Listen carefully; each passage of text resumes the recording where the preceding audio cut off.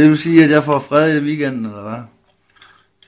Det ved jeg ikke, om du gør jo. Det kan jeg ikke sige noget om jo. Altså, du kommer ikke ind til... Jamen, hvis nu jeg opfører mig ordentligt, får jeg så fred i weekenden.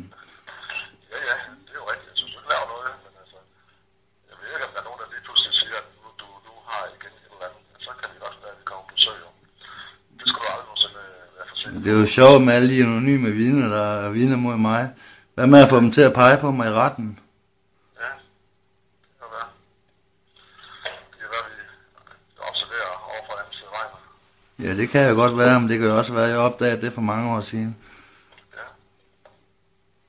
Det er aflyttet telefoner noget. Ja, det synes jeg da bare, det synes jeg da bare, at jeg endelig skal komme frem med, hvis jeg aflytter min telefon. Fordi så har jeg da verdens største forklaringsproblem over for hele verden. Det er netop, at de anvender ulovlig overvågning som psykisk terror mod danske statsborgere. Det gør vi, ja. Ja, det gør I, ja. Der indrømte, der sagde du lige ja.